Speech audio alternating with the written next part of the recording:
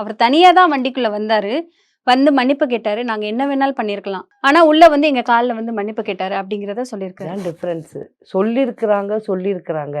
இவ்வளவும் வெளில நின்னு இவ்வளோ மீடியாவ வச்சு இத்தனை கேமரா வச்சு பண்றவர், இதையும் ஒரு கேமராவா வச்சு இவங்க மன்னிப்பு அட்லீஸ்ட் பேசுற மாதிரி, ம்.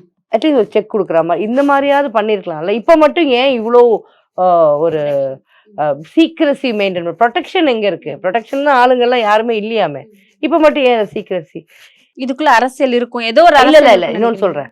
ஒருவேளை இப்போ வந்து இவர் காலில் விழுற மாதிரியோ, இல்லைன்னா அப்படி கட்டி பிடிக்கிற மாதிரி வயசானவங்களை கட்டி பிடிக்கிற மாதிரியோ, இல்லை இவர் அழுதா மாதிரியோ, இதுவும் வந்து ட்ராமான்றவீங்க.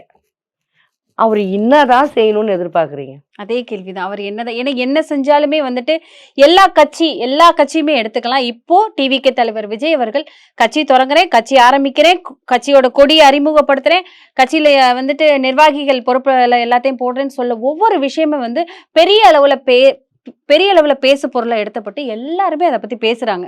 சோ எல்லாருமே எல்லாரோடையுமே இணைச்சுக்கிறாங்க டிவிகே தலைவர் விஜய் அவர்களை. அப்ப அவரை பார்த்து பயந்துட்டாங்கன்னு தானே அர்த்தம். இருக்கலாம்.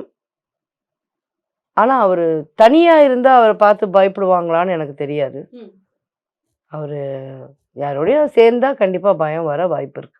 இப்போ இந்த கேஸ் கூட சிபிஐக்கு மாற்றப்பட்டிருக்கு. அந்த சிபிஐக்கு மாற்றப்பட்டது கூட எல்லாரும் என்ன சொல்றாங்கன்னா, பிஜேபி இதுக்குள்ள தலையிட்டு இருக்கு. அதனால தான் சிபிஐக்கு மாற்றப்பட்டிருக்கு. விஜய் அவர்கள் இபிஎஸ் அவர்களோட அதாவது ஏடிஎம்கே கூட இணைக்கிறதுக்கு நிறைய வாய்ப்புகள் இருக்கு அப்படிங்கிற மாதிரியும் சொல்றாங்க. அதை நீங்க எப்படி பாக்குறீங்க? ஒருவேளை இபிஎஸ் அவர்களோட போய் இணைஞ்சிட்டாருன்னா எப்படி இருக்கும்? இப்போ அவங்க மைண்ட்ல என்ன இருக்குன்னு தெரியாம நம்ம ஏன் இதெல்லாம் டிஸ்கஸ் பண்ணிட்டு இருக்கோம்? வெளியே வந்தாதான் தெரியும். எதுவா இருந்தாலும் இன்னும் எலெக்ஷனுக்கு டைம் இருக்கு. அப்பதான் தெரிய வரும். இப்போ நம்ம இதெல்லாம் பேசி நம்ம எனர்ஜியை வேஸ்ட் பண்ணிட்டு ஒரு வேளை அவர் சேராம இருக்கலாம்.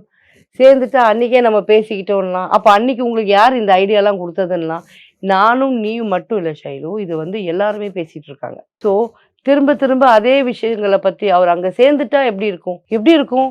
அது சேர்ந்ததுக்கு அப்புறம் தானே தெரியும். கண்டிப்பா. அதுக்கு முன்னாடி இது இப்படி இருக்குமோ அது அப்படி இருக்குமோ நம்ம ஏன் பில்டப்பு நம்ம ஏன் யோசிச்சுக்கணும்?